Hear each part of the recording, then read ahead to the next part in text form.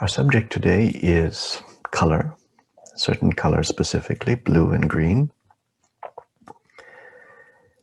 We're studying Murshid's Nature Meditations, and in that little volume, there is so much to explore. Clouds and waves and stones and flowers and all of the hues of the rainbow.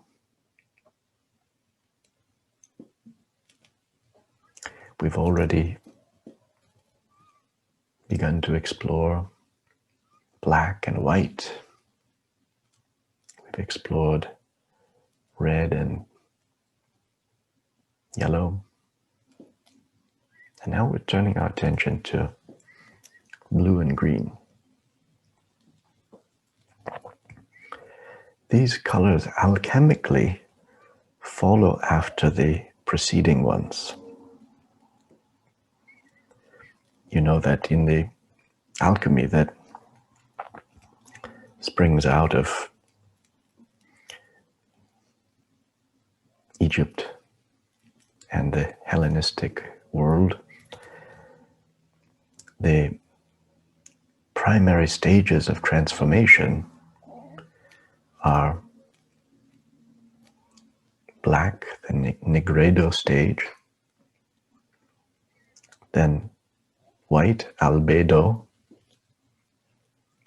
then yellow, citrinitas,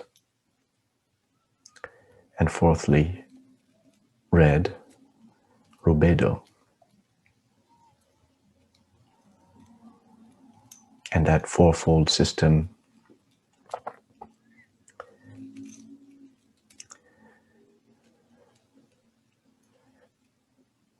became known throughout the world through Arab alchemy, through Western alchemical works. That fourfold model is well established in esoteric lore.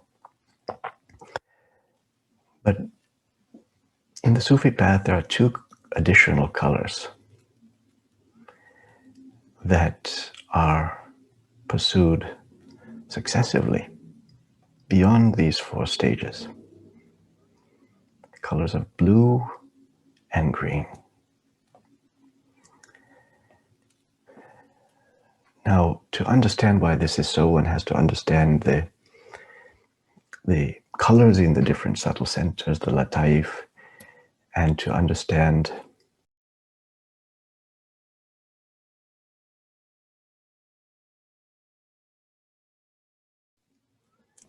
that a spiral movement through the lataif takes one into the center. Now, if you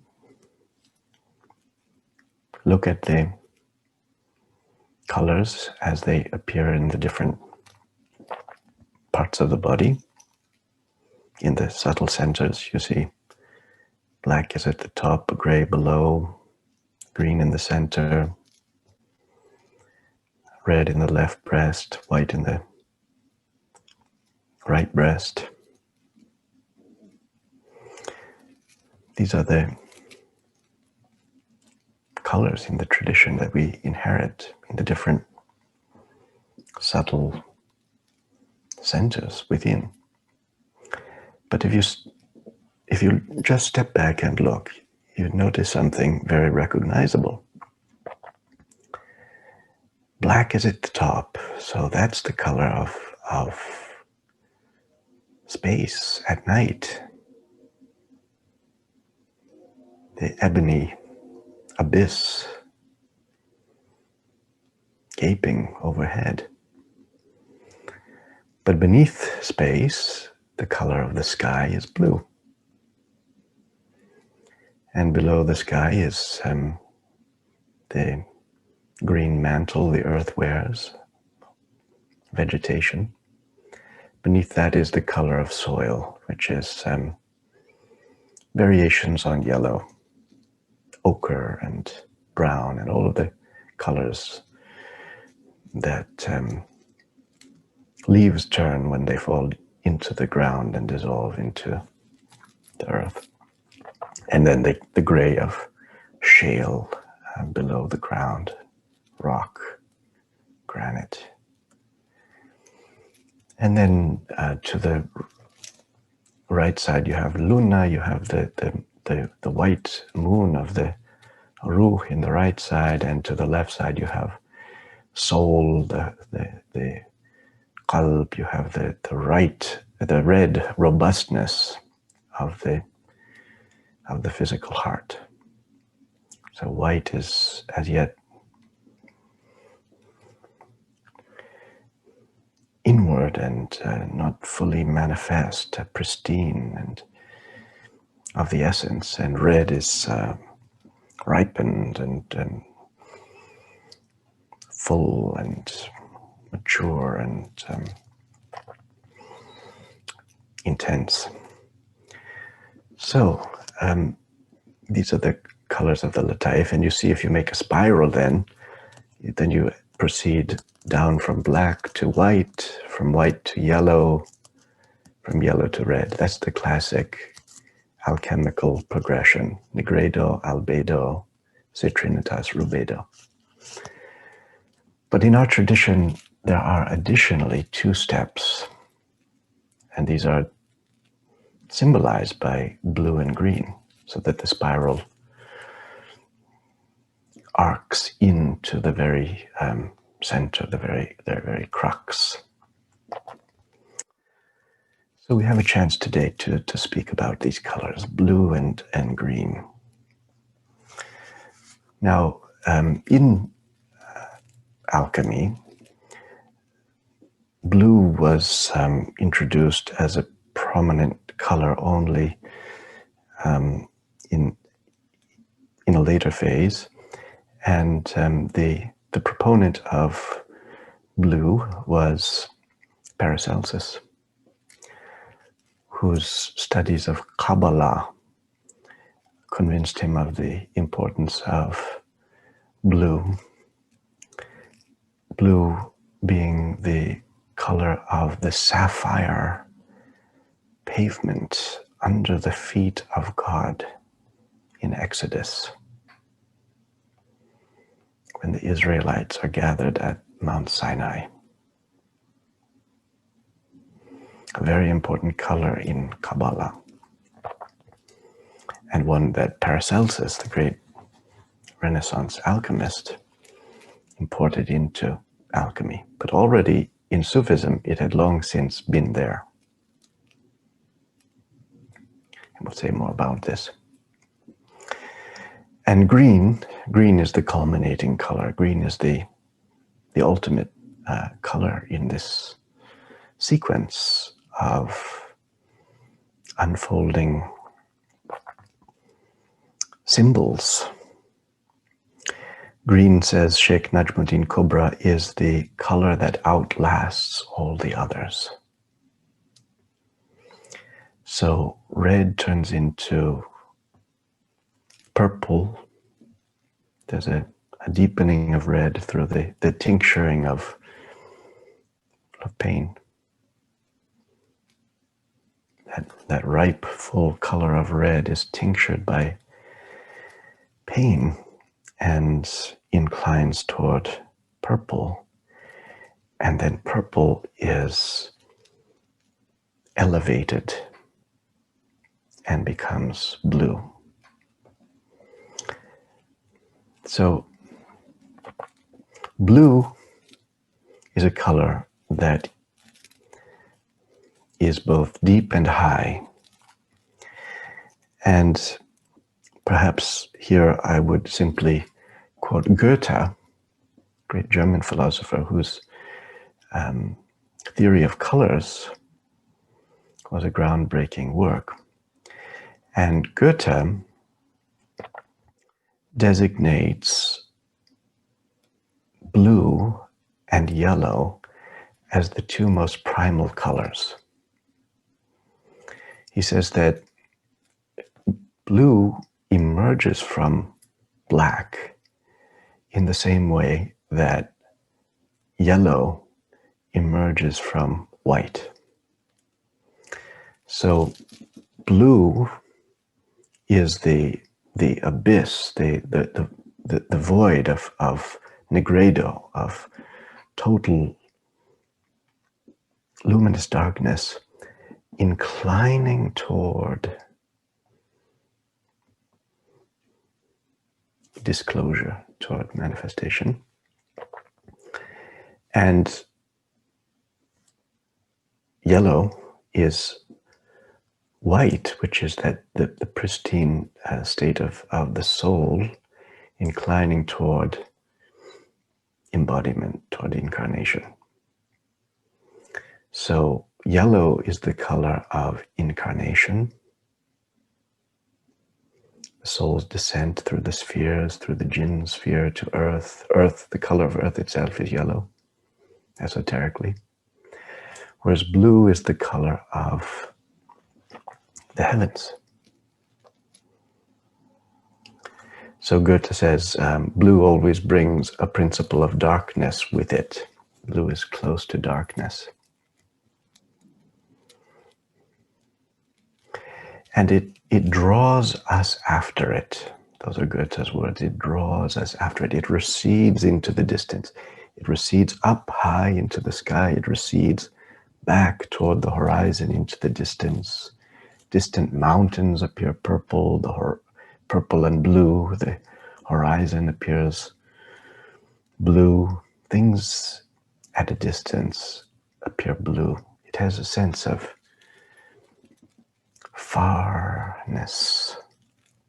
It recedes and it draws us toward what is far away, distant, or hardly visible. And therefore, Goethe describes it in this memorable phrase as a stimulating negation. A stimulating negation. So it's a negation, it's a fana. There's a kind of destructiveness in it, but it's a stimulating negation. It attracts as it carries you beyond yourself, beyond what is familiar. A fascinating annihilation, a stimulating negation. And this is conveyed in a painting that we could look at now from Evelyn de Morgan. You see this king is wearing the color of incarnation of the world, the color yellow, tinged with red. The fullness of manifest life is in red. The incarnate state brought to a certain culmination. And just look, he's looking down. He's not looking up. He's looking down, and he's clutching at gold coins. He's clutching at wealth, at the wealth of this world. So he's very involved in earthiness and earth's attachments, and he's wearing yellow and red. But look who's come along. It's the black light. It's the angel of death. It's Azrael coming to transform him as a psychopomp, as an usher of souls between worlds, calling him beyond this materialized life. And how does Azrael beckon to the earthly king? By throwing over him this tracery of blue spangled by stars. This stimulating negation that is going to wrap him up in the cerulean light of the heavens, so that at last he will mount up and be like the spirit in the background who is ascending to the heights. Whether this occurs in physical death or in initiatic death, it's always an ascension. And we preempt let's say, the shock of death, so to speak, by dying before we die. Mutu qablan tamutu, die before you die. And this is where blue comes in. Now, really, there are two blues. There's a deep blue, a dark blue, kabud in Persian, and then a azure blue, azraq.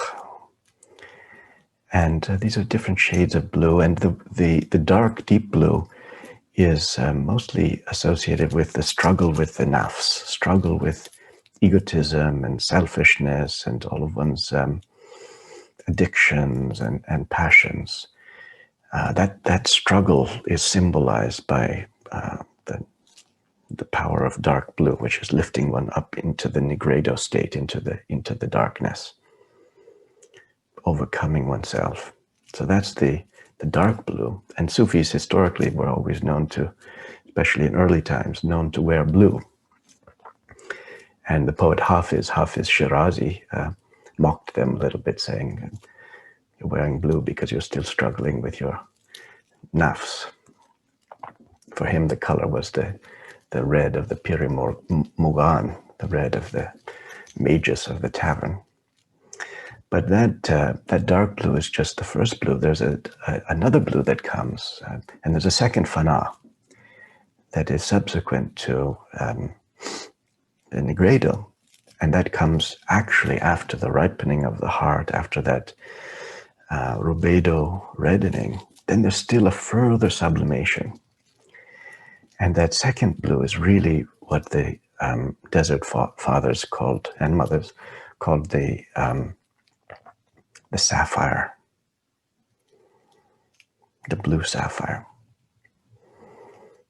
Murshid said, blue is for finding heaven within. And that's the stage. That's the stage of this second blue, discovering this azure expanse in the heights that's sublime and lofty and liberating, vivid. The great Evagrius Ponticus said, when the mind has put off the old self and shall put on one born of grace, then it will see its own state in the time of prayer resembling the sapphire color of heaven. This state is called by Scripture the place of God. So he's quoting Exodus, he's quoting that vision on Mount Sinai where there was blue at God's feet, and the Israelis witnessed the looming sapphire. So Evagrius says you'll get to a point in the path, you'll get to a stage in life where when you're praying, in the act of prayer, that will be your state. That will be your condition, this sapphire. Maybe some of you have had an inkling of this, a taste of this. Whether you've entirely become sapphire or if you've just felt in the distance or glimmering somewhere this blue sapphire. And perhaps one of the most enchanting evocations of it is in the figure of the mother of the world, Mother Mary, Maryam alayhi salam, envisioned in blue as the heavenly, celestial mother of the world, serene, exalted, sublime. The chthonic world of the earth is at her feet, and she's crowned with stars.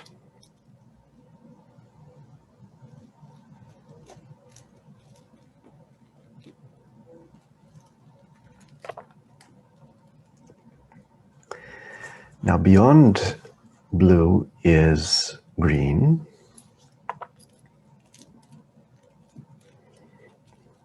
Green is, of course, the color of the emerald tablet of Hermes, that profound and arcane testimony of alchemy. And emerald, zumrud, is the substance that is encountered at the very peak of the mountain, which is the world mountain, the universal mountain.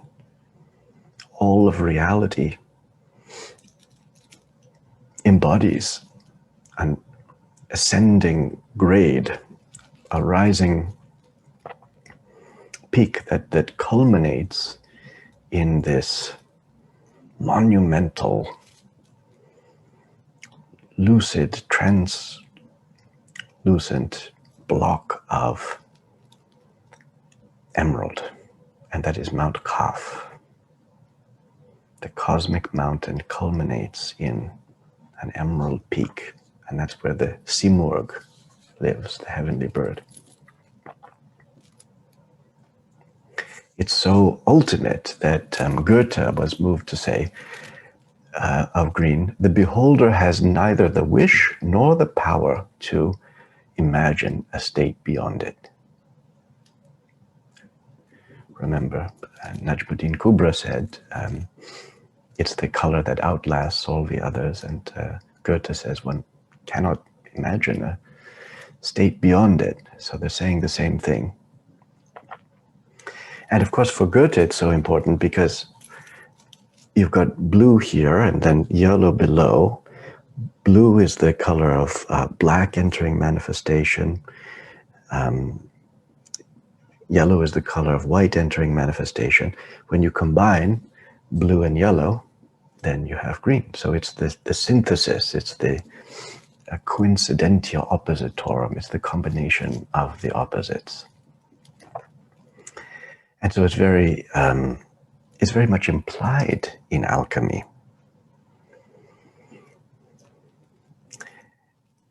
And it really embodies the state which the alchemists describe as the convergence of body and soul. As the alchemist Khalid said, the spirit is not coagulated, but with the solution of the body. The spirit doesn't condense until the body dissolves. Neither is the body dissolved, but with the coagulation of the spirit. The spirit becomes dense, and therefore the body becomes fine.